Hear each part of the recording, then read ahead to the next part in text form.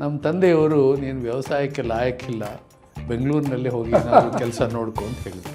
ಅಷ್ಟೊತ್ತಿಗೆ ನಾನು IASಗೆ ಅಪ್ಲಿಕೇಶನ್ ಕಳಿಸಿಬಿಟ್ಟಿದ್ದೆ. ಈಗಾಗಲೇ ನಾವು ಕಲೆಕ್ಟ್ ಮಾಡ್ತಾ ಇರೋ ಟ್ಯಾಕ್ಸ್ ಕಡಿಮೆ, mainly for the sake of educational improvement in rural areas. This can be A good proposal. So ಇದನ್ನ ಡಿಗ್ರಿ ಇದ್ರೂ ಯೂಸ್ಲೆಸ್ ಡಿಗ್ರಿ ಆಗಿದೆ. ಈಗ ಶಿಕ್ಷಣ ಎಲ್ಲರಿಗೂ ಸಿಕ್ಕಿದೆ, ಆದರೆ ಒಳ್ಳೆಯ ಶಿಕ್ಷಣ ಎಲ್ಲರಿಗೂ ಸಿಕ್ಕಿದೆ ಅನ್ನೋ ಪ್ರಶ್ನೆ ಇಲ್ಲ. ಮಾನಿಟ್ರಿಂಗ್ ಮಾಡಬೇಕು, ಶಿಕ್ಷಕರಿಗೆ ಹೆಚ್ಚು ಟ್ರೈನಿಂಗ್ ಕೊಡಬೇಕು ಮತ್ತು ಶಾಲೆಗಳಲ್ಲಿ ಹೆಚ್ಚು ಇನ್ನೂ ಬೇಕಾಗಿರ್ತಕ್ಕಂಥ ಎಕ್ವಿಪ್ಮೆಂಟ್ ಕೊಡಬೇಕು.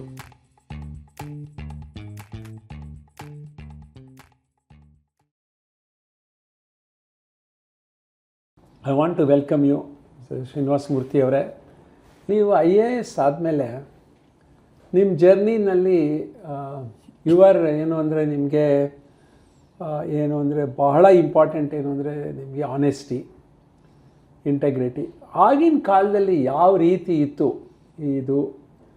ನಾವು ಹೇಳಿದ ಮಾತು ರೀತಿ ನಡ್ಕೊಳ್ಬೇಕು, ನಾವು ಯಾವುದೇ ವಿಚಾರದಲ್ಲೂ ಇನ್ಫ್ಲೂಯೆನ್ಸ್ ಆಗಬಾರ್ದು, ನಮಗೆ ಪ್ರಾಮಾಣಿಕತ್ವ ಬಹಳ ಮುಖ್ಯ. ಆ 70s ನನಗೂ ಗೊತ್ತಿರೋಂಗೆ ಇಟ್ ವಾಸ್ ವೆರಿ ಚೆರಿಷ್ಡ್. ಆಗಿನ ಕಾಲದಲ್ಲಿ ಆ ಥರ ಯಾವಾಗಿತ್ತು? ಇವಾಗ ನೀವು ನೋಡಿದ್ರಿ, ನೀವು ಫೈನಾನ್ಸ್ ಸೆಕ್ರೆಟರಿ ಆದ್ರಿ, ಆ್ಯಸ್ ಟೈಮ್ ಕಾಲಚಕ್ರ ಉರುಳ್ದಂಗೆ ಏನೇನು ಚೇಂಜಸ್ ನೋಡಿದ್ರಿ? What was good and what was concerning to you? ಯಾವ್ಯಾವ ರೀತಿ ನಿಮ್ಗೆ ಯೋಚನೆ ಈ ಥರ ಆಗ್ತಾ ಇದೆಯಲ್ಲ, ಯಾವ ರೀತಿ ಇದನ್ನು ನೀವು ಡೈಜೆಸ್ಟ್ ಮಾಡ್ಕೊಂಡ್ರಿ, ಯಾವ ರೀತಿ ಇದಕ್ಕೆ ರಿಯಾಕ್ಟ್ ಮಾಡಿದ್ರಿ, ಅದು ಯಾವ ರೀತಿ ಆಯಿತು ಅನ್ನೋ ವಿಚಾರ ನಿಜವಾಗ್ಲೂ ತಿಳ್ಕೊಳ್ಳೋದು ಭಾಳ ಮುಖ್ಯ ಅನಿಸುತ್ತೆ. ನಾವು IAS ಸೇರಿದಾಗ ನೋಡಿ, IASನ ಇತಿಹಾಸ ಒಂದು ಸ್ವಲ್ಪ ನಾವು ಗಮನದಲ್ಲಿಟ್ಕೊಳ್ಬೇಕು. IAS ಭಾರತಕ್ಕೆ ಸ್ವಾತಂತ್ರ್ಯ ಬಂದ ಮೇಲೆ ಪ್ರಾರಂಭವಾದ ಒಂದು ಸೇವೆ. ಅದಕ್ಕೆ ಮುಂಚೆ ICS ಇತ್ತು, ಇಂಡಿಯನ್ ಸಿವಿಲ್ ಸರ್ವೀಸ್. ಅವರು ಬ್ರಿಟಿಷ್ ಆಡಳಿತದಲ್ಲಿ ಬಹಳ ಮುಖ್ಯವಾದ ಪಾತ್ರ ವಹಿಸ್ತಾಯಿದ್ರು. ಕರೆಕ್ಟ್. ICS ಅಧಿಕಾರಿಗಳು. ಆವಾಗ ಅವರು ಬಹಳ ಮುಖ್ಯವಾಗಿ ಗಮನ ಕೊಟ್ಟಿದ್ದು ಯಾವುದಂದರೆ, ನಿಷ್ಪಕ್ಷಪಾತವಾಗಿ ಕಾನೂನನ್ನು ನಾವು ಅನುಸರಿಸಬೇಕು. ಆವಾಗ ಯಾವ ರಾಜಕೀಯ ಒತ್ತಡಗಳು ಹೆಚ್ಚಿಗೆ ಇರ್ತಾ ಇರಲಿಲ್ಲ ICSನವ್ರ ಮೇಲೆ. ಇಂಡಿಪೆಂಡೆನ್ಸ್ ಇರೋದು, ಸ್ವಾತಂತ್ರ್ಯ, ಸಂಪೂರ್ಣ ಸರ್ಕಾರದ ಅಧಿಕಾರ ಅವ್ರ ಕೈಯಲ್ಲಿ ಇರ್ತಾಯಿತ್ತು. ಹೀಗಾಗಿ ಅವರು ಬಹಳ ನಿಷ್ಪಕ್ಷಪಾತವಾಗಿ ಮತ್ತು ಯಾರ ಒಂದು ಇನ್ಫ್ಲೂಯೆನ್ಸ್ಗೂ ಒಳಗಾಗದೆ, ಪ್ರಭಾವಕ್ಕೂ ಒಳಗಾಗದೆ ಸ್ವತಂತ್ರವಾಗಿ ಕೆಲಸ ಮಾಡ್ತಕ್ಕಂಥ ಒಂದು ಧೋರಣೆಯನ್ನು ಅವರು ಇಟ್ಕೊಂಡಿರ್ತಾರೆ. ಮತ್ತು ಅವರು ಹೆಚ್ಚಾಗಿ ಸ್ಥಳೀಯ ಜನರ ಜೊತೆ ಬೆರೆಯೋ ಹವ್ಯಾಸ ಇರಲಿಲ್ಲ, ಸ್ವಲ್ಪ ದೂರ ಇರ್ತಾಯಿದ್ರು. ನಾವು IAS ಸೇರುವ ಸಂದರ್ಭದಲ್ಲಿ ಆಗ ನೋಡಿ, ಇಂದಿರಾ ಗಾಂಧಿಯವರು ಪ್ರಧಾನಮಂತ್ರಿ, ಆಗ್ತಾನೆ ಅವರು ಆ ಕೆಲಸ ಬಿಟ್ಟಿದ್ದರು. ಅದಕ್ಕೆ ಮುಂಚೆ ಈ ಗರೀಬಿ ಹಟಾವೋ ಇದೆಲ್ಲ ಪ್ರಾರಂಭ ಆಗಿತ್ತು. ಆವಾಗ ಲೆಫ್ಟಿಸ್ಟ್ ಇನ್ಫ್ಲೂಯೆನ್ಸ್ ಇನ್ ಪಾಲಿಟಿಕ್ಸ್ ಭಾಳ ಇತ್ತು. ಅಂದರೆ ನಮ್ಮ ದೇಶದಲ್ಲಿ ಬಡ ಜನರಿಗೆ ಸಹಾಯ ಮಾಡಬೇಕು, ಬಡ ಜನರು ಬಡತನದಿಂದ ಹೊರಗೆ ಬರೋ ಪ್ರಯತ್ನ ಮಾಡಬೇಕು ಅಂತಕ್ಕಂಥ ಒಂದು ಯೋಚನೆ ಇತ್ತು. ನಾನು ಹಳ್ಳಿಯಿಂದ ಬಂದದ್ರಿಂದ ಸಹಜವಾಗಿಯೇ ನನಗೆ ಆ ಒಂದು ವಿಚಾರ ಬಹಳ ಆಕರ್ಷಕವಾಗಿ ಕಾಣಿಸ್ತಾ ಇತ್ತು. ನಾನು ಸರ್ವಿಸ್ಗೆ ಸೇರಿದಾಗ ಇದು ಯಾವುದೋ ಜನ್ಮದ ಪುಣ್ಯವೋ ನನಗೆ ಇಂಥ ಅವಕಾಶ ಸಿಕ್ಕಿದೆ, ಈ ಒಂದು ಸೇವೆಯಲ್ಲಿ ಸಾಧ್ಯವಾದಷ್ಟು ಮಟ್ಟಿಗೆ ನಾನು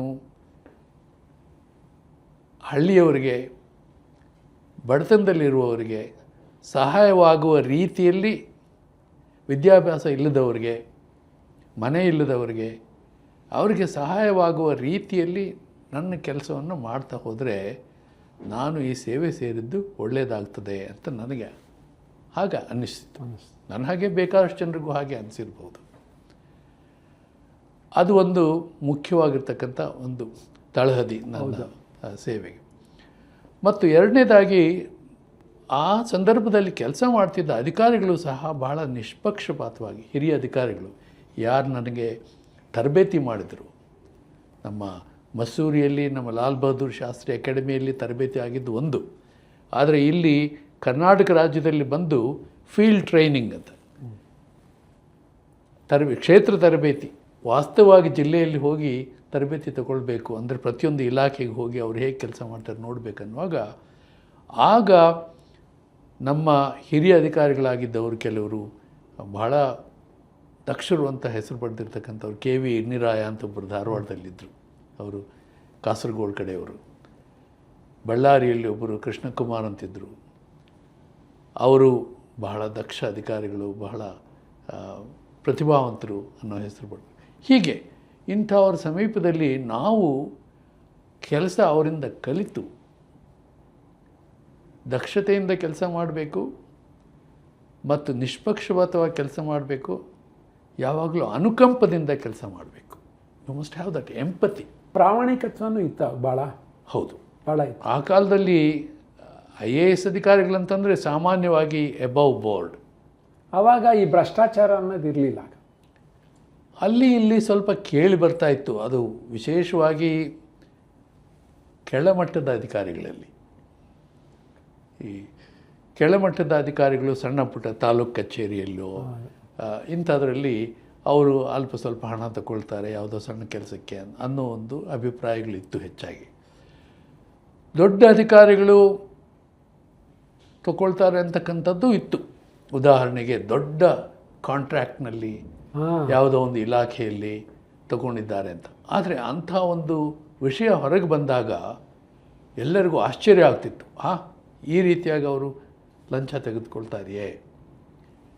ಯಾರಾದರೂ ಮಂತ್ರಿಗಳ ಬಗ್ಗೆ ಇಂಥ ಆರೋಪ ಬಂದರೆ ಅದು ಬಹಳ ದೊಡ್ಡ ಅವಮಾನ ಅಂತಕ್ಕಂಥ ಒಂದು ಆಗಿನ ಕಾಲದಲ್ಲಿ ಲಂಚ ತಗೊಂಡ್ರೆ ದೊಡ್ಡ ಅವಮಾನ, ಲಂಚ ತಗೊಂಡ್ರೆ ಒಂದು ನ್ಯೂಸು. ಹೌದು. ಇವಾಗ ಲಂಚ ತಗೊಳ್ಳದೇ ಇದ್ರೆ ದೊಡ್ಡ ನ್ಯೂಸ್. ಅದು ಕಾಲದ ಪರಿವರ್ತನೆ ಹಾಗಾಗಿ, ಸಮಾಜದ ಪರಿವರ್ತನೆ ಹಾಗಾಗಿದೆ ಅಂತ ನಾನು ಭಾವಿಸ್ತೇನೆ. ಆ ರೀತಿಯ ಒಂದು ಸ್ವಭಾವ ಇತ್ತು. ಯಾವ ರಾಜಕೀಯ ನಾಯಕರ ಬಗ್ಗೆಯೂ ಸಹ ಲಂಚದ ಆರೋಪಗಳು ಬಹಳ ಅಪರೂಪವಾಗಿತ್ತು. ಮತ್ತು ಅವರ ನಡೆ ನುಡಿ. ಉದಾಹರಣೆ ಒಂದು ಹೇಳ್ತೇನೆ. ನಾನು ಒಬ್ಬ ಮುಖ್ಯಮಂತ್ರಿ ವೀರೇಂದ್ರ ಪಾಟೀಲ್ರ ಹತ್ರ ಅವರ ಅಡಿಷನಲ್ ಸೆಕ್ರೆಟರಿಯಾಗಿ ಕೆಲಸ ಮಾಡ್ತಿದ್ದೆ ಅವ್ರ ಕಚೇರಿಯಲ್ಲಿ. ಅವರು ಅಂಬಾಸಡರ್ ಕಾರ್ನಲ್ಲಿ ಓಡಾಡ್ತಿದ್ದರು. ಅವರ ಮಂತ್ರಿಗಳೊಬ್ಬರು ನನಗೆ ಕಂಟೆಸಾ ಕಾರ್ ಬೇಕು ಅಂತ, ಸ್ವಲ್ಪ ದೊಡ್ಡ ಮಟ್ಟದ ಕಾರ್ ಬೇಕು ಅಂತ ಕೇಳಿದರೆ, ಏನ್ರಿ ಜನ ಕಲ್ಲು ಹೊಡೆಯೋದಲ್ವೇನ್ರಿ ನಿಮಗೆ? ಕಂಟೆಸಾದಲ್ಲಿ ಓಡಾಡಿದರೆ ನಾವು ಸಣ್ಣ ಕಾರ್ನಲ್ಲಿ ಓಡಾಡಬೇಕಪ್ಪ, ನಾವು ವಿನಯದಿಂದ ಜನರ ಮಧ್ಯೆ ಹೋಗಬೇಕು ಅಂತ ಅವ್ರಿಗೆ ಬುದ್ಧಿವಾದ ಹೇಳಿದರು. ಆದರೆ ಆ ಮಂತ್ರಿಯೊಬ್ಬರು ಹಠ ಹಿಡಿದು ಕಂಟೆಸ ತಗೊಂಡ್ರು. ಇವರು ಮಾತ್ರ ಅಂಬಾಸಿಡರ್.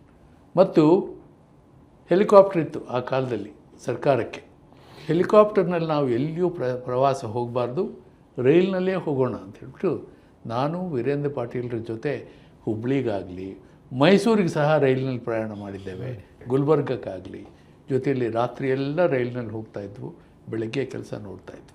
ಅಂದರೆ ಯಾವ ಕಾರಣಕ್ಕೂ ಆಡಂಬರ ಇರಬಾರ್ದು, ಜನರ ಜೊತೆ ಸುಲಭವಾಗಿ ಬರೀತಕ್ಕಂಥ ಒಂದು ಧೋರಣೆ ಇರಬೇಕು ಅಂತಕ್ಕಂಥದ್ದು ಸಾಮಾನ್ಯವಾಗಿ ಎಲ್ಲ ಪಕ್ಷಗಳ ರಾಜಕಾರಣಿಗಳಲ್ಲಿ ಆ ಒಂದು ಅಕ್ಸೆಪ್ಟೆಡ್ ನಾರ್ಮ್.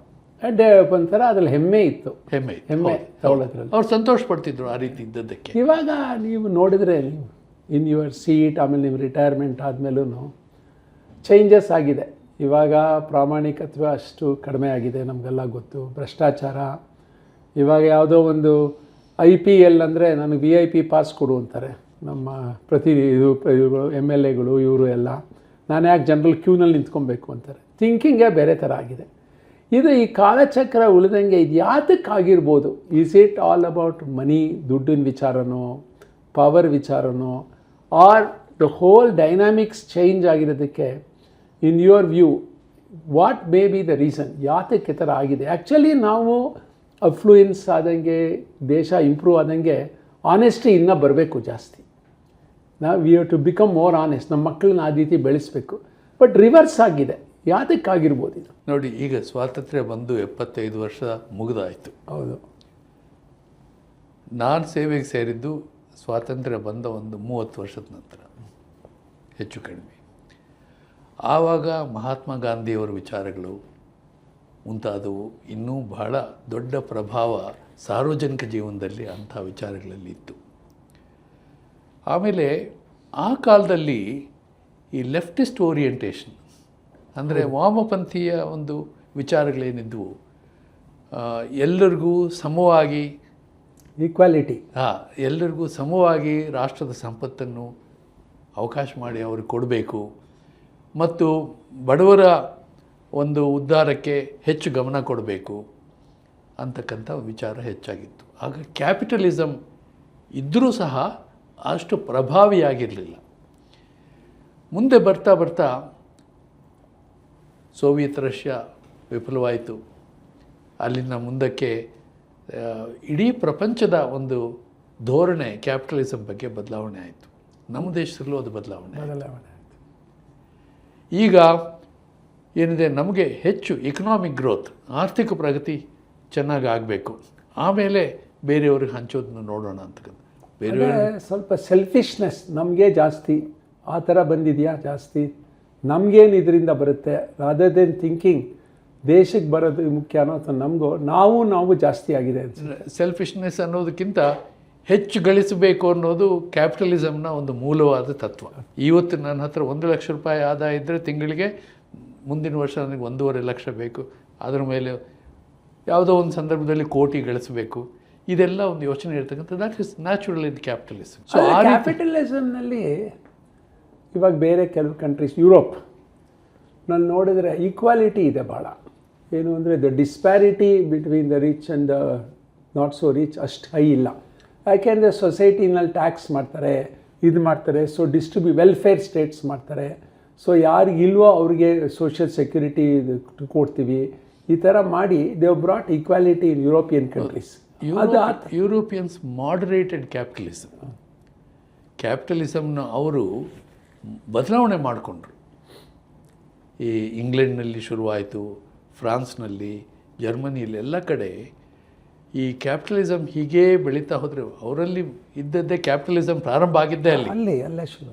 ಆದರೆ ಅದು ಬಹಳ ದೂರ ಹೋಗಬಾರ್ದು ಅನ್ನೋ ರೀತಿಯಲ್ಲಿ ಸುಮಾರು 2ನೇ ಮಹಾಯುದ್ಧದ ಸಂದರ್ಭದಲ್ಲಿ ಆ ಜ್ಞಾನೋದಯ ಆಗಿ ಎಲ್ಲ ಜನರು ಒಟ್ಟಿಗೆ ಬೆಳಿಬೇಕು ಅನ್ನೋದು ದೂರದೃಷ್ಟಿ ಇಟ್ಕೊಂಡು ಅವರು ಹಲವಾರು ರೀತಿಯ ಸುಧಾರಣೆಗಳನ್ನು ಮಾಡಿ ಹೆಚ್ಚು ಆದಾಯ ಬರುವವ್ರನ್ನ ಹೆಚ್ಚು ಟ್ಯಾಕ್ಸ್ ಮಾಡ್ತಕ್ಕಂಥದ್ದು, ಹೆಚ್ಚು ತೆರಿಗೆ ಅವ್ರ ಕಡೆಯಿಂದ ವಸೂಲಿ ಮಾಡ್ತಕ್ಕಂಥದ್ದು, ಆದಾಯ ಇಲ್ಲದವರಿಗೆ ಮಕ್ಕಳಿಗೆ ಉಚಿತವಾದ ಶಿಕ್ಷಣ ಕೊಡ್ತಕ್ಕಂಥದ್ದು, ಅವರಿಗೆ ಬೇಕಾಗಿರ್ತಕ್ಕಂಥ ಅನುಕೂಲಗಳನ್ನು ಕೊಡ್ತಕ್ಕಂಥದ್ದು. This is socialism. ಅದನ್ನು ಫೇಬಿಯನ್ ಸೋಷಲಿಸಮ್ ಹೇಳ್ತಾರೆ ಇಂಗ್ಲೆಂಡ್ನಲ್ಲಿ. ಫೇಬಿಯನ್ ಸೋಷಲಿಸಮ್ ಪ್ರಾರಂಭ ಆಗಿ ಅವರು ಕ್ಯಾಪಿಟಲಿಸಮ್ನ ಅತಿರೇಕಗಳನ್ನು ಅವರು ಕಡಿಮೆ ಮಾಡಿಕೊಂಡ್ರು. ಅರೆ ನಮ್ಮಲ್ಲಿ ಏನಾಗಿದೆ ಈಗ, we are following the American system. ಇನ್ನೂ ಒಂದು ಏನಾಯ್ತು ಅಂದರೆ ಅಲ್ಲಿ ಎಲ್ಲ ವರ್ಗದ ಜನರಿಗೂ ಶಿಕ್ಷಣ ಸಿಕ್ತಲ್ಲಿ, ಒಂದೇ ಥರ ಶಿಕ್ಷಣ, ಈಕ್ವಲ್ ಎಲ್ಲ ವರ್ಗದ ಜನರಿಗೂ ಶಿಕ್ಷಣ ಸಿಕ್ತು. ಇದರಿಂದಾಗಿ ಮಾತು ನಡೆ ನುಡಿಯಲ್ಲಿ ಹೆಚ್ಚು ಕಡಿಮೆ ತಾರತಮ್ಯ ಕಡಿಮೆ ಆಯಿತು. ನಮ್ಮ ದೇಶದಲ್ಲಿ ಏನಾಗಿದೆ, ಈ ಕ್ಯಾಪಿಟಲಿಸಮ್ ನಾವು ಪ್ರಾರಂಭ ಮಾಡಿಕೊಂಡಿದ್ದೆ, ನಾವು ಮೊದಲು ಸೋಷಿಯಲಿಸಮ್ ಅಂತ ಹಿಡ್ಕೊಂಡು ಬಡತನದಲ್ಲಿಯೇ ನಾವು ಬಡ ರಾಷ್ಟ್ರ, ಥರ್ಡ್ ವರ್ಲ್ಡ್ ಕಂಟ್ರಿ, ಹೌದು, ಈ ರೀತಿಯ ಒಂದು ಭಾವನೆಯಲ್ಲಿ ನಾವು ಇರ್ತಾಯಿದ್ವು. ಇತ್ತೀಚೆಗೆ ಒಂದು 20 ವರ್ಷದಿಂದ ಈಚೆಗೆ, ಅದು 1991 ನಂತರ ಅಂತ ಇಟ್ಕೊಂಡು ಲಿಬರಲೈಸೇಷನ್ ಬಂದ ಮೇಲೆ ನಾವು ಆರ್ಥಿಕ ಪ್ರಗತಿಗೆ ಹೆಚ್ಚು ಒತ್ತು ಕೊಡ್ತಾ ಇದ್ದೇವೆ. ಸಮಾನತೆಯನ್ನು ಕಡೆಗಣಿಸಿಲ್ಲ, ಆದರೆ ಅದನ್ನು India and America are the worst countries in disparity from the wealth and ಇದು ಆ ಥರ ನಾವು ಒಂಥರ ಆಗಕ್ಕೆ ಬಿಟ್ಬಿಟ್ಟಿದ್ದೀವಿ. What may be the possible solutions for it? ಇದಕ್ಕೆ ಯಾವ ರೀತಿ ನಾವು ವಿ ಅಂಡರ್ಸ್ಟ್ಯಾಂಡ್ ಈ ಥರ ಪ್ರಾಬ್ಲಮ್ಸ್ ಇದೆ.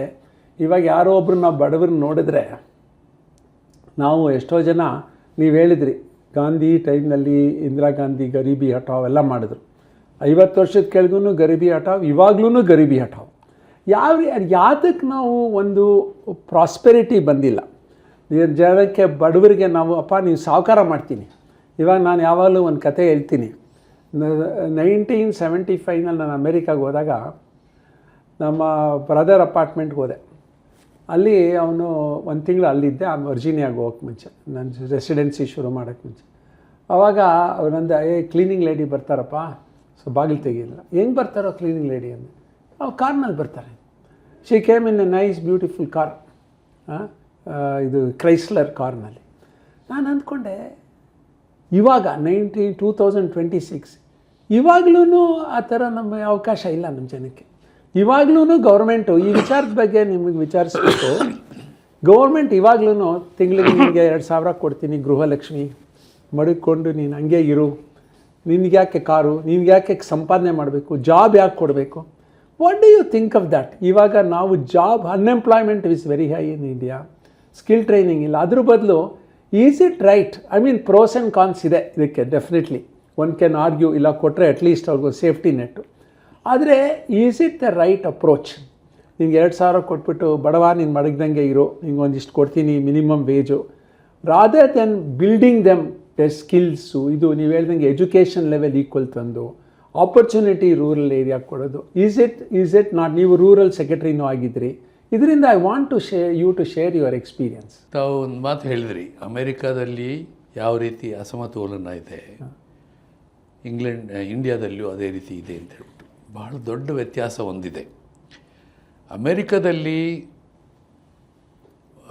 ಕಡಿಮೆ ಆದಾಯದವರು, ಹೆಚ್ಚಿನ ಆದಾಯದವರು ಹೆಚ್ಚು ಕಡಿಮೆ ಸಾಮಾಜಿಕವಾಗಿ ಅವರಿಗೆ ತುಚ್ಛವಾಗಿ ನೋಡೋದಿಲ್ಲ. ನಮ್ಮಲ್ಲಿ ಶತಮಾನಗಳಿಂದ ಬಂದಿರತಕ್ಕಂಥ ಜಾತಿ ಪದ್ಧತಿ, ಅಸ್ಪೃಶ್ಯತೆ ಮತ್ತು ಮತಭೇದಗಳು, ಈ ಕಾರಣದಿಂದಾಗಿ ನಾವು ಸಾಮಾಜಿಕವಾಗಿ ಬಡವರನ್ನು ಬೇರೆ ರೀತಿಯಲ್ಲಿ ನೋಡ್ತಕ್ಕಂಥ ಒಂದು ನಮ್ಮ ಸಮಾಜದಲ್ಲಿ ಪರಿಪಾಠ ಬಂದುಕೊಂಡಿದೆ. ಅದು ಈಗ ಕಡಿಮೆ ಆಗ್ತಿದೆ ಅಂತ ನಾನು ಭಾವಿಸ್ತೀನಿ. ಮೊದಲು ಇನ್ನೂ ಭಾಳ ಹೆಚ್ಚಿಗೆ ಇತ್ತು, ಈಗ ಭಾಳ ಕಡಿಮೆ ಆಗ್ತಾಯಿದೆ. ಆದರೆ ಅಮೆರಿಕದಲ್ಲಿ ಆ ಪರಿಸ್ಥಿತಿ ಇರಲಿಲ್ಲ.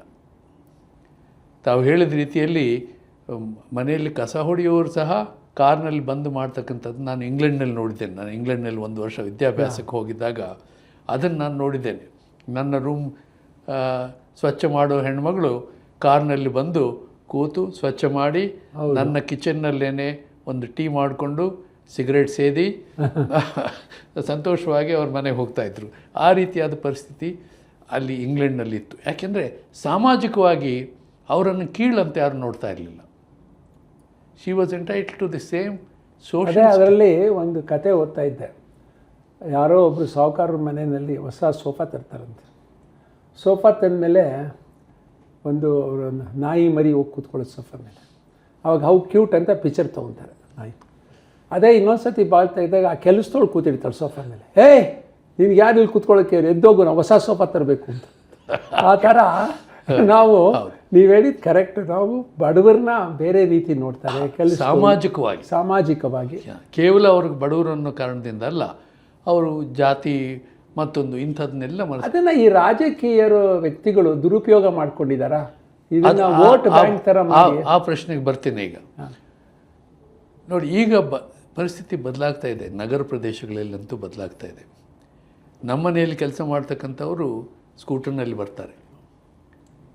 ಈಗ ನಮ್ಮ ಮನೆ ಸುತ್ತಮುತ್ತ ತೋಟ ನೋಡೋದ್ರು ಮೋಟ್ರ್ ಸೈಕಲ್ನಲ್ಲಿ ಬರ್ತಾರೆ. ಆ ಕಾಲ ಭಾಳ ಹಿಂದೆ ಇದ್ದ ಕಷ್ಟದ ಪರಿಸ್ಥಿತಿ ಈಗ ಸ್ವಲ್ಪ ಸುಧಾರಣೆ ಆಗಿದೆ. ಈಗ ನೀವು ಒಂದು ಮುಖ್ಯವಾದ ಪ್ರಶ್ನೆ ಕೇಳಿದ್ರಿ. ಈ ಪ್ರತಿಯೊಂದು ಕುಟುಂಬಕ್ಕೆ ಹೆಣ್ಮಕ್ಕಳಿಗೆ 2,000 ರೂಪಾಯಿ ತಿಂಗಳಿಗೆ ಕೊಡ್ತೀನಿ, ಈ ರೀತಿ ಮಾಡಿ ಅವರನ್ನು ಬಡವರಾಗಿಯೇ ಇಡುವ ಪ್ರಯತ್ನವೇ ಇದು. ನಾನು ಬೇರೆ ರೀತಿಯಲ್ಲಿ ಅದನ್ನ ಅರ್ಥ ಮಾಡ್ಕೊಳ್ತೀನಿ. ಯಾವಾಗ ಅವರಿಗೆ 2,000 ರೂಪಾಯಿ ಲಭ್ಯವಿರಲಿಲ್ವೋ ಅವರು ಬಡವರೇ ಇದ್ದರು. ಅವರಿಗೆ ಈಗ ಉಚಿತವಾಗಿರ್ತಕ್ಕಂಥ ಆಹಾರ ಧಾನ್ಯಗಳನ್ನು ಕೊಡ್ತಾರೆ, 2,000 ರೂಪಾಯಿ ಹಣನೂ ಕೊಡ್ತಾರೆ. ಊಟ ತಿಂಡಿಯ ಬಗ್ಗೆ ಅವರು ಹೆಚ್ಚು ಯೋಚನೆ ಮಾಡಬೇಕಾದ ಅವಶ್ಯಕತೆ ಇಲ್ಲ. ಈಗ ಅವರು ಯೋಚನೆ ಮಾಡಬೇಕಾದ್ದು ಮಕ್ಕಳ ವಿದ್ಯಾಭ್ಯಾಸ ಹೇಗೆ ಮಾಡಬೇಕು, ನಮ್ಮ ಮನೆಯವರ ಆರೋಗ್ಯ ಹೇಗೆ ನೋಡ್ಕೋಬೇಕು. ಅವ್ರಿಗೆ ದುಡಿಯೋದು ಬಿಟ್ಟುಬಿಟ್ಟಿದ್ದಾರೆ ಅಂತ ಬಹಳ ಜನ ಮಾತಾಡೋದೇನು, ಅವ್ರಿಗೆ 2,000 ರೂಪಾಯಿ ಕೊಡ್ತಾರೆ, ಅದರಿಂದ ಯಾರೂ ಕೂಲಿ ಮಾಡೋಕ್ಕೆ ಬರೋದಿಲ್ಲ, ಇಲ್ಲ ಅದು ಸೋಮಾರಿಗಳಾಗಿದ್ದಾರೆ. ಅದು ನಿಜ. ಕೆಲವು ಪ್ರಕರಣಗಳಲ್ಲಿ ನಿಜ ಇರ್ಬೋದು. ಕೆಲವರು ನೋಡಿ ಬಡತನದಲ್ಲಿ ಬಹಳ ಒದ್ದಾಡಿ ಬಹಳ ದುರ್ಬಲರಾಗಿರ್ತಾರೆ. ಅವ್ರಿಗೆ 2,000 ರೂಪಾಯಿ ಸಿಕ್ಕರೆ ಅಷ್ಟೇ ಸಾಕಪ್ಪ, ನಾನು ಇಲ್ಲೇ ಇರ್ತೀನಿ ಅಂತಿರ್ತಾರೆ. ನೋಡಿ, ಅಮೇರಿಕಾದಲ್ಲಿ ನಾನು 25 ವರ್ಷ ಇದ್ದೆ. ನನ್ನ ಮಕ್ಕಳು ಇಬ್ಬರು ಅಲ್ಲೇ ಬೆಳೆದ್ರು. ಸ್ಕೂಲ್ ಡಿಸ್ಟ್ರಿಕ್ಟ್ಸ್ ಅಂತ ಇರುತ್ತೆ. ಆ ಸ್ಕೂಲ್ ಡಿಸ್ಟ್ರಿಕ್ಟ್ಸ್ನಲ್ಲಿ ಅವ್ರವ್ರು ಯಾರು ಟ್ಯಾಕ್ಸ್ ಹೈ ಪೇ ಮಾಡ್ತಾರೋ ಒಳ್ಳೆ ಪ್ರೈವೇಟ್ ಗೌರ್ಮೆಂಟ್ ಸ್ಕೂಲ್ಸ್ ಇರುತ್ತೆ. ಬಿಕಾಸ್ ಹೈ ಟ್ಯಾಕ್ಸ್, ಆ ಟ್ಯಾಕ್ಸ್ನ ಸ್ಕೂಲ್ಸ್ ಯೂಸ್ ಮಾಡ್ತಾರೆ, ಒಳ್ಳೆ ಟೀಚರ್ಸು, ಎಜುಕೇಷನ್ ಸಿಸ್ಟಮ್. ಅದೇ ನೀವು ಪೂರ್ ಏರಿಯಾಗೆ ಹೋದರೆ ಟ್ಯಾಕ್ಸ್ ಕಡಿಮೆ ಆಗುತ್ತೆ ಆ ಡಿಸ್ಟ್ರಿಕ್ಟ್ನಲ್ಲಿ. ಸೊ ಅಲ್ಲಿ ಸ್ಕೂಲ್ಸ್ ಅಷ್ಟು ಚೆನ್ನಾಗಿರೋದಿಲ್ಲ. ಆಮೇಲೆ ಹಿಂದಿನ ಕಾಲದಲ್ಲಿ ಬಸ್ಸಿಂಗ್ ಮಾಡೋರು ಆ ಕಡೆಯಿಂದ ಈ ಕಡೆ, ಅದೆಲ್ಲ ಇವಾಗ ಸುಪ್ರೀಂ ಕೋರ್ಟ್ ಆರ್ಡರ್ ಬಂದು ಬಸ್ಸಿಂಗ್ ನಿಲ್ಲಿಸ್ಬಿಟ್ಟಿದೆ. ಸೊ ಈ ಥರ based on the financial model, good schools, good colleges versus not so good. ಇವಾಗ ಇಂಡಿಯಾದಲ್ಲಿ ಆ ಥರ ಮಾಡೋದು ಕಷ್ಟ ಇರ್ಬೋದು. ಬಿಕಾಸ್ ಟ್ಯಾಕ್ಸೇಷನ್ ಇವಾಗ ಅಷ್ಟಿರೋದಿಲ್ಲ. Taxation itself is a issue. ಇವಾಗ ನಾವು ಎಜುಕೇಷನ್ ಬಗ್ಗೆ ಮಾತಾಡಿದ್ವಿ. ವಾಟ್ ಯು ನಿಮ್ಮ ಅಭಿಪ್ರಾಯದಲ್ಲಿ ಟ್ಯಾಕ್ಸೇಷನ್ ಈಕ್ವಲ್ ಆಗಿದೆಯಾ? Only 2% or 3% pay income tax. ಕೆಲವು rich farmers don't pay, coffee estate owners minimally they pay. ಇದನ್ನು ಸರಿ ಮಾಡಿದ್ರೆ ನಮ್ಗೆ ಎಷ್ಟೋ ಹಣ ಬರ್ಬೋದು. Can that money be used? ಇವಾಗ ಈವನ್ ಸಿನ್ ಟ್ಯಾಕ್ಸ್, ಟೊಬ್ಯಾಕೋ, ಇದು ಆಲ್ಕೋಹಾಲ್, ಅದನ್ನೆಲ್ಲ ನೀವು ಫೈನಾನ್ಸ್ ಸೆಕ್ರೆಟರಿ ಆಗಿದ್ರಿ. ಸೊ ಅದರಿಂದ ನಿಮ್ಮಿಂದ ಅಭಿಪ್ರಾಯ ಬರೋದು ಭಾಳ ಮುಖ್ಯ. Can we allocate that money what we generate extra for rural development? I am going to make these 100 villages, develop it, pilot project. Can we allot some money, try it out? ಯಾಕೆ ಮಾಡ್ತಾ ಇಲ್ಲ ಈ ಥರ? ಇದು ಮಾಡೋದಕ್ಕೆ ಇದು ಸಾಧ್ಯ ಇದೆ. ಈಗ ನೋಡಿ, ನಮ್ಮ ದೇಶದಲ್ಲಿ ಬಹಳ ಕಡಿಮೆ ಜನ ಇನ್ಕಮ್ ಟ್ಯಾಕ್ಸ್ ರಿಟರ್ನ್ಸ್ ಫೈಲ್ ಮಾಡ್ತಾರೆ. ಹೌದು. ಅದರಲ್ಲಿಯೂ ಕೇವಲ 9% ಪೀಪಲ್ ಫೈಲ್ ಇನ್ಕಮ್ ಟ್ಯಾಕ್ಸ್. ಅದರಲ್ಲಿ ಝೀರೋ ಇನ್ಕಮ್ ಟ್ಯಾಕ್ಸಬಲ್ ಇನ್ಕಮ್ ತೋರಿಸ್ತಕ್ಕಂಥವು 2/3, 2/3 ಅದು ಹೋಗ್ತದೆ. ಇನ್ನು ಕೆಲವರು ಮಾತ್ರ 2 or 3% only end up paying taxes. ಈ ಥರ ಇದೆ. ಇತ್ತೀಚೆಗೆ ಆ ಟ್ಯಾಕ್ಸ್ ಬೇಸ್ನ ಹೆಚ್ಚು ಮಾಡಬೇಕು, ಅಂದರೆ ಎಲ್ಲ ಜನರು ಟ್ಯಾಕ್ಸ್ ಕೊಡುವ ಒಂದು ಪದ್ಧತಿ ತರಬೇಕು ಅನ್ನೋದಕ್ಕೆ ಯಾಕೋ ನಮ್ಮ ಸರ್ಕಾರ ಗಮನ ಕೊಡಲಿಲ್ಲ. ಇನ್ನೂ ಟ್ಯಾಕ್ಸ್ ಎಕ್ಸಂಪ್ಷನ್ ಕೊಡೋಕ್ಕೆ ಪ್ರಯತ್ನ ಮಾಡ್ತಾರೆ. ನೀವು 12 ಲಕ್ಷದವರೆಗೆ ನಿಮ್ಗೆ ಆದಾಯ ಇದ್ದರೆ ನೀವು ಟ್ಯಾಕ್ಸ್ ಕೊಡಬೇಕಾಗಿಲ್ಲ. 12 ಲಕ್ಷ ಮೀರಿದರೆ ನೀವು 4 ಲಕ್ಷದಿಂದ ಟ್ಯಾಕ್ಸ್ ಕೊಡಬೇಕು. ಈ ರೀತಿಯಾಗಿದೆ. This is somewhat counterproductive in my opinion. ಅಲ್ವಾ? ಖಂಡಿತ. We should increase the tax. More people should be made to pay tax. That doesn't mean tax rate should be high. ಒಂದು ಕಾಲದಲ್ಲಿ ನಮಗೆ 95%, 97% income tax ಇತ್ತು. ಅದು ಬರೋದಿಲ್ಲ. ಈಗ ಆ ಟ್ಯಾಕ್ಸ್ ರೇಟ್ ಕಡಿಮೆ ಮಾಡಿದ್ದು ಒಳ್ಳೆಯದಾಯಿತು, ಇರಲಿ. ಆದರೆ ಟ್ಯಾಕ್ಸ್ ಕೊಡ್ತಕ್ಕಂಥ ಬೇಸ್ ಹೆಚ್ಚಾಗಬೇಕು. ರಿಚ್ ಫಾರ್ಮರ್ಸು, ಕಾಫಿ ಎಸ್ಟೇಟ್ ಅವರು, ರಿಚ್ ಫಾರ್ಮರ್ಸ್ ಅಲ್ಲ, rich anybody, even ordinary person, not necessarily rich, ordinary. ಈಗ ಇನ್ಕಮ್ ಟ್ಯಾಕ್ಸ್ ಫೈಲ್ ಮಾಡೋದ್ರಲ್ಲಿ 40% ಇನ್ಕಮ್ ದಟ್ ಈಸ್ ಟ್ಯಾಕ್ಸ್ಡ್ ಈ ಸ್ಯಾಲರಿ ಇನ್ಕಮ್. ಬಾಕಿಯವರೆಲ್ಲ ಇಂಡಸ್ಟ್ರೀಸ್ ಮತ್ತೊಂದು ಬೇರೆ, ಅದು ಕಾರ್ಪೊರೇಟ್ ಟ್ಯಾಕ್ಸ್ನಲ್ಲಿ ಹೋಗ್ತದೆ. ಇಂಡಿವಿಜುವಲ್ ಇನ್ಕಮ್ ಟ್ಯಾಕ್ಸ್ನಲ್ಲಿ 40% of the income tax is salaried, ಅಂದರೆ ಸರ್ಕಾರದವ್ರು ಕೊಟ್ಟಿರ್ತಕ್ಕಂಥದ್ದು ಅಥವಾ ಪ್ರೈವೇಟ್ ಫ್ಯಾಕ್ಟ್ರಿಯವ್ರು ಕೊಟ್ಟಿರ್ತಕ್ಕಂಥದ್ದು. ಎಲ್ಲರದು ಅಗ್ರಿಕಲ್ಚರ್ ಒಂದು ಕಾಲದಲ್ಲಿ ವ್ಯವಸಾಯಕ್ಕೆ ಟ್ಯಾಕ್ಸ್ ಹಾಕೋದ್ರಿಂದ ತೊಂದರೆ ಆಗ್ತದೆ, ಭಾಳ ಬಡತನದಲ್ಲಿದ್ದಾರೆ ಅಂತ ಒಂದು ಪರಿಸ್ಥಿತಿ ಇತ್ತು. ಈಗ ಅದಿಲ್ಲ.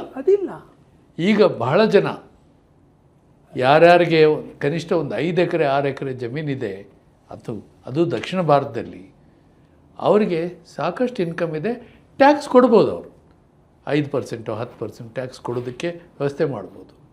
ಅದ್ರ ಬದಲು ನಾವು ರೈತರಿಗೆ ಸಬ್ಸಿಡಿ ಕೊಡ್ತಾ ಇದ್ದೇವೆ, ಟ್ಯಾಕ್ಸ್ ವಸೂಲಿ ಮಾಡ್ತೇವೆ. ಆದರೆ ಇಂಡೈರೆಕ್ಟ್ ಟ್ಯಾಕ್ಸ್ ಅವರು ಸಹ ಕೊಡ್ತಾರೆ. On consumption tax they pay tax, but no income tax. Consumption only if you want to consume. ಒಂದು ಪ್ರಮಾಣದಲ್ಲಿ ಸಣ್ಣ ರೀತಿಯಲ್ಲಾದರೂ ಇನ್ನೂ ಹೆಚ್ಚಿನ ಜನರಿಗೆ ಟ್ಯಾಕ್ಸ್ ಹಾಕುವ. ಇವಾಗ ನೋಡಿ, ಇದರಲ್ಲಿ ಒಂದು ಕತೆ ಹೇಳ್ತೀನಿ. ನನ್ನ ಸ್ನೇಹಿತರು ಕೆಲವರು, may be they will see this, but ಅಡಿಕೆ ತೋಟಗಳಿದೆ. ಕೆಲವರು ಡಾಕ್ಟರ್ಸು, ಅವರು ಕೋಟ್ಯಾಂತರ ರೂಪಾಯಿ ಮಾಡಿ ಲ್ಯಾಂಡ್ ಕೊಂಡ್ಕೊಂಡು, ಅಡಿಕೆ ಲ್ಯಾಂಡ್ಸ್ ಕೊಂಡ್ಕೊಂಡು. ನನಗೆ ಗೊತ್ತಿರೋರು ಕೆಲವರು ವರ್ಷಕ್ಕೆ 8ರಿಂದ 10 ಕೋಟಿ ಮಾಡ್ತಾರೆ ಅಡಿಕೆ 100 acres. ಏನಪ್ಪ ನೀನು ಎಷ್ಟು ಟ್ಯಾಕ್ಸ್ ಕಟ್ತೀಯ ಅಂದರೆ 0. ನಿಜವಾಗ್ಲೂ ಇದು ಅನ್ಯಾಯ. ಏನು ಮಾಡ್ತಾರೆ ಅವರು ಅರ್ನ್ ಮಾಡಿದ್ದನ್ನು ಲ್ಯಾಂಡ್ ಕೊಂಡ್ಕೊತಾರೆ. ಯಾವ ರೀತಿ ಲ್ಯಾಂಡ್ ಕೊಂಡ್ಕೊತಾರೆ ನಿಮಗೆ ಗೊತ್ತು. ಎಲ್ಲ ಬ್ಲ್ಯಾಕ್ ಮನಿ ವೈಟ್ ಮನಿ ಮಿಕ್ಸ್ ಮಾಡಿ ತೊಗೊತಾರೆ. ಆ ಲ್ಯಾಂಡ್ನಲ್ಲಿ ಅರ್ನ್ ಮಾಡಿದ್ದನ್ನು ₹1 ಟ್ಯಾಕ್ಸ್ ಕೊಡಲ್ಲ. ಈ ವಿಚಾರದಲ್ಲಿ ಭಾಳ ಬರೆದ್ವಿ ನಾವು. ಇವನ್ ನಿರ್ಮಲಾ ಸೀತಾರಾಮ್ಗೂ ಬರೆದ್ವಿ, ಎಲ್ಲ ಬರೆದ್ವಿ. This is injustice where somebody earning 8 crores is paying 0 tax. But nobody can touch. One of them happens to be a major politician also. ನೀವು ಅವ್ರ ಏರಿಯಾಗೆ ಹೋಗ್ಬಿಟ್ರೆ 100 ಜನ ಅಡಿಕೆ ವರ್ಕರ್ಸ್ ಕೆಲಸ ಮಾಡ್ತಿರ್ತಾರೆ ಅವ್ರ ಕಾಂಪೌಂಡ್ನಲ್ಲಿ.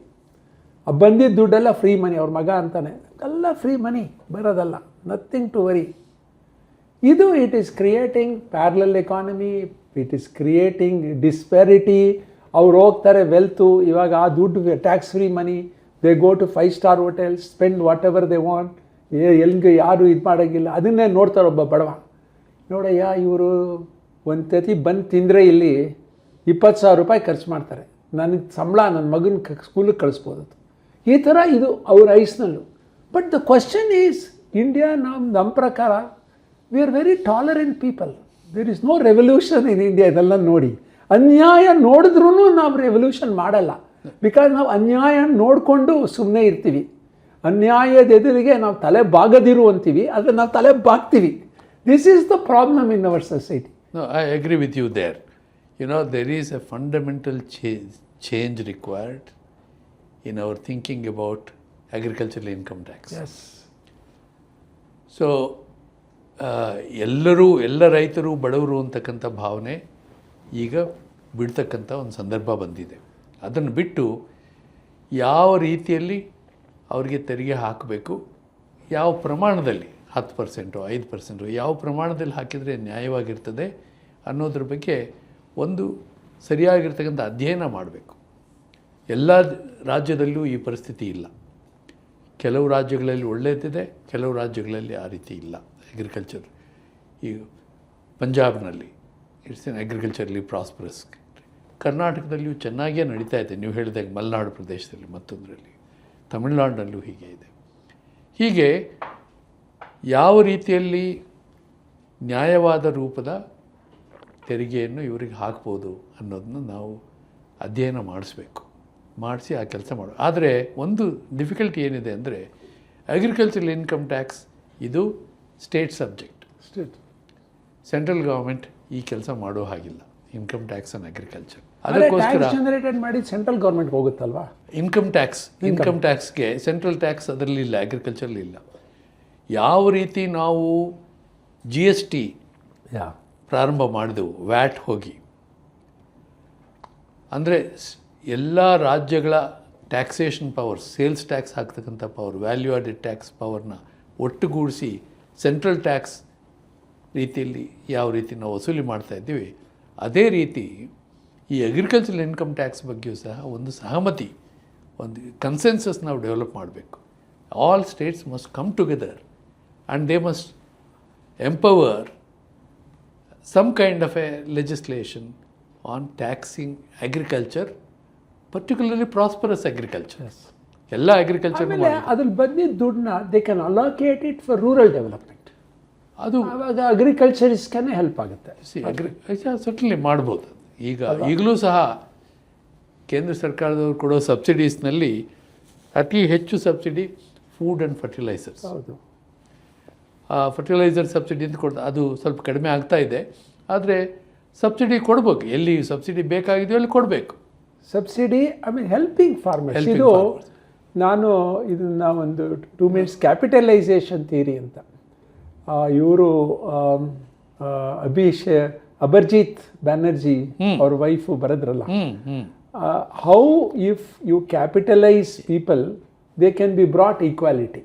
ಸೊ ಯು ಗೋ, ಅವ್ರು ಮಾಡಿದ್ದು ಕ್ಲಿನಿಕಲ್ ಟ್ರಯಲ್ ಥರ. ಅವರು ಕೆಲವು ಫ್ಯಾಮಿಲೀಸ್ಗೆ ಹೋಗಿ ದುಡ್ಡು ಕೊಟ್ಟರು, ಸುಮ್ಮನೆ ನೋ ಕ್ವಶನ್ಸ್ ಆಸ್ಡ್. ಆವಾಗ they did a trial. Over the years they found they were actually equal to others.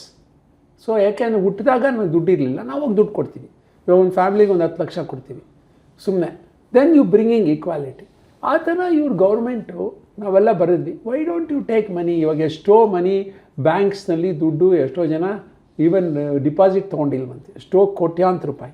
You take that money and use it for ನಮ್ಮ ಕಂಟ್ರಿನಲ್ಲಿ 6 lakhs ಪ್ಲಸ್ ವಿಲೇಜಸ್ ಇದೆ. Start capitalizing, giving them money, so ಅವ್ರ generations become wealthy afterwards. ಈ ಥರ we have to experiment ಅನಿಸುತ್ತೆ in order to bring that equality.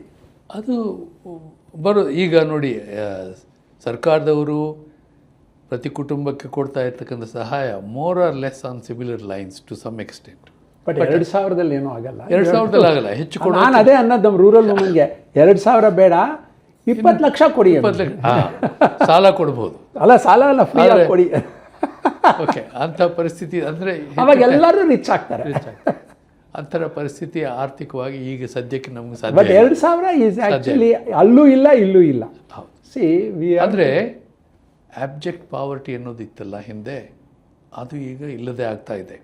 But ಆದರೆ Srinivas Murthy, not in this 2000 ಇಂದ ಅಲ್ಲ, ಅದು ಏನೋ ನಾವು ಹೇಳಿದ್ರೆ ನಮ್ಮ ರೂರಲ್ 20,000 ಅರ್ನ್ ಮಾಡ್ತಾ ಇದ್ದಾರೆ. ಅವ್ರಿಗೆ ಸ್ವಲ್ಪ ಅದರಿಂದ 20,000 ಇಲ್ಲದೆ ಇರೋರು ಸಹ ಇದ್ದಾರೆ. ಅಲ್ಲ, ಇದ್ದಾರೆ, ಅವ್ರಿಗೆ ಜಾಬ್ಸ್ ಕೊಡಬೇಕು, 20,000 ಬರಂಗೆ ಮಾಡಬೇಕು. And also that's very important. ಈಗ ಮುಂಚೆ ಏನಿತ್ತು, ನಮ್ಮ ದೇಶದಲ್ಲಿ ಸುಮಾರು 70% workers were in agriculture. The same land doesn't get expanded, 70%.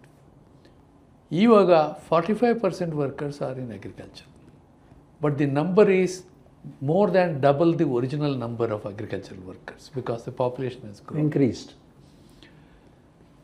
In most developed countries,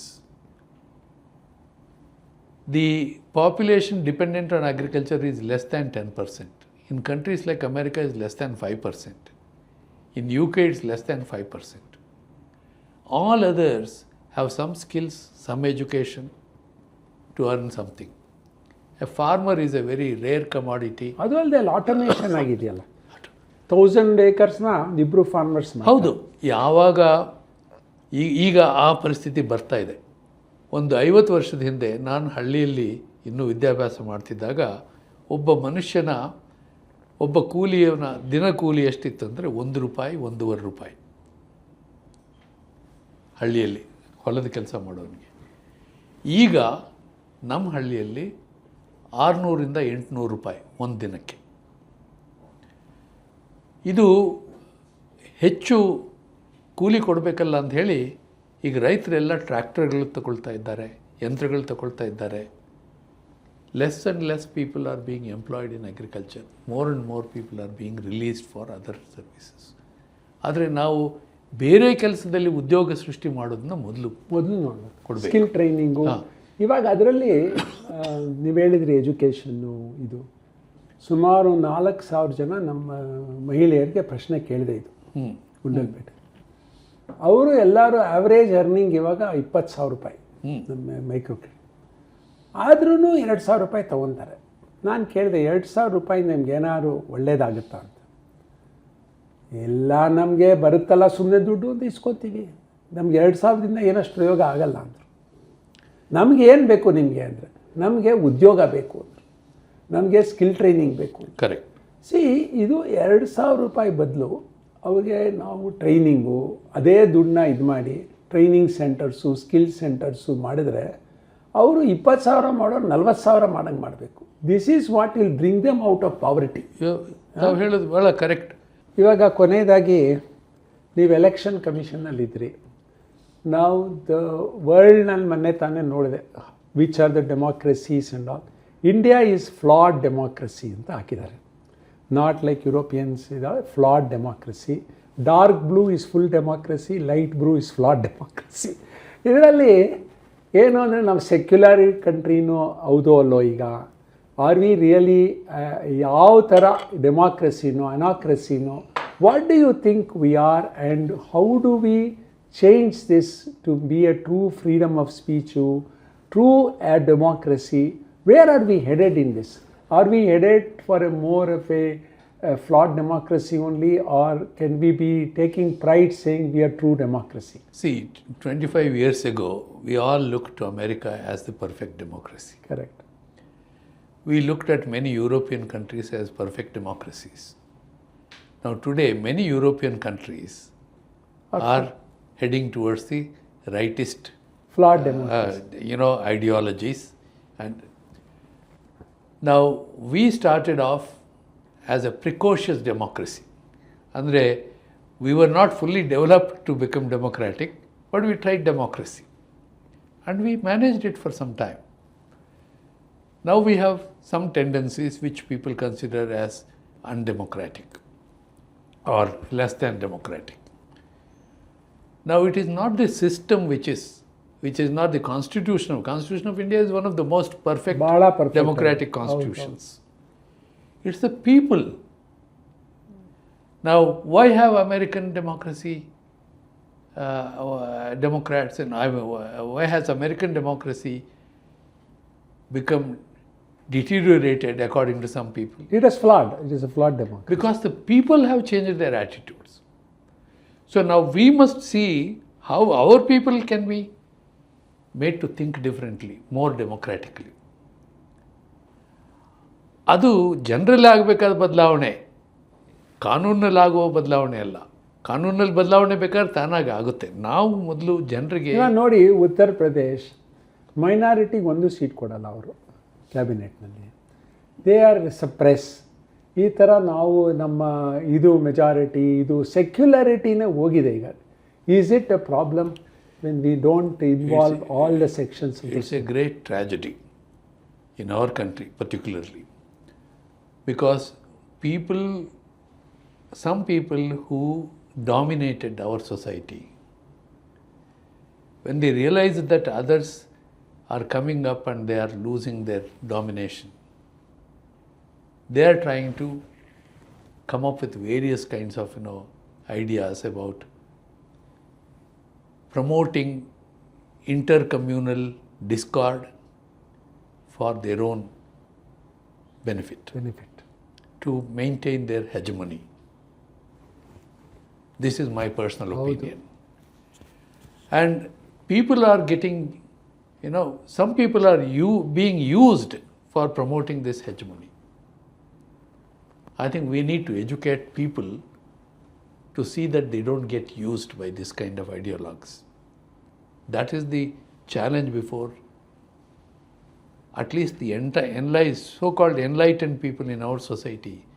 They must make people think about the virtue of equality of different castes, different communities, different religions.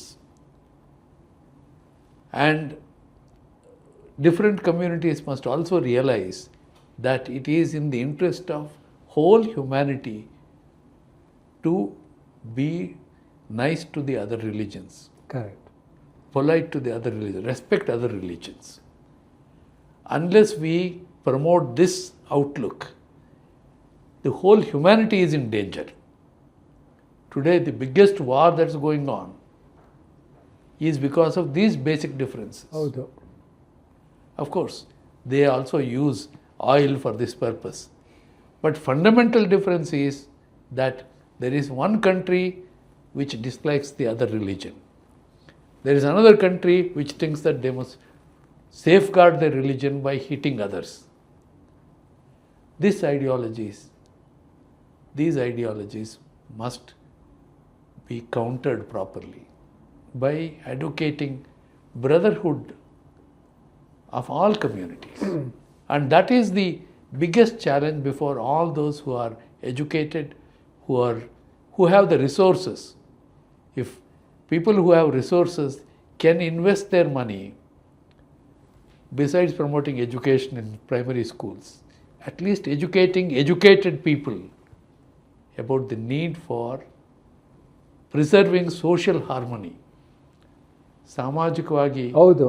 ಅವರು ಒಂದೇ ಮನಸ್ಸಿನಿಂದ ಸಹೋದರತ್ವದಿಂದ ಬದುಕಬೇಕು, fraternity ಅದನ್ನು ಕಲಿಬೇಕು ಅನ್ನೋದನ್ನ ಹೇಳಿದರೆ you will be doing a greater service to humanity. ಅದೇ where to train to think ನಿಜವಾಗ್ಲೂ ಸರಿ ಮಾಡದ.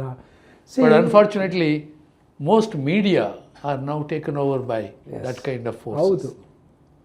That should be countered. Controlled by billionaires ಎಲ್ಲ. And their own ideas, ideology. ಇದೆಲ್ಲ very scary. This is a tragedy. So ನೀವು If you sit in your chair, and when we think we need good leaders, thought leaders, like what are the type of leaders, sit in your chair, ಕೊನೆಯದಾಗಿ future ಏನು ಅನಿಸುತ್ತೆ? It may be beyond our time, but where do U C the future with the way we are evolving? I think we must really worry about the way media and social media are functioning in our society. Basically, as I said, future of human civilization depends upon how humans think. Our survival depends. Our survival depends upon that.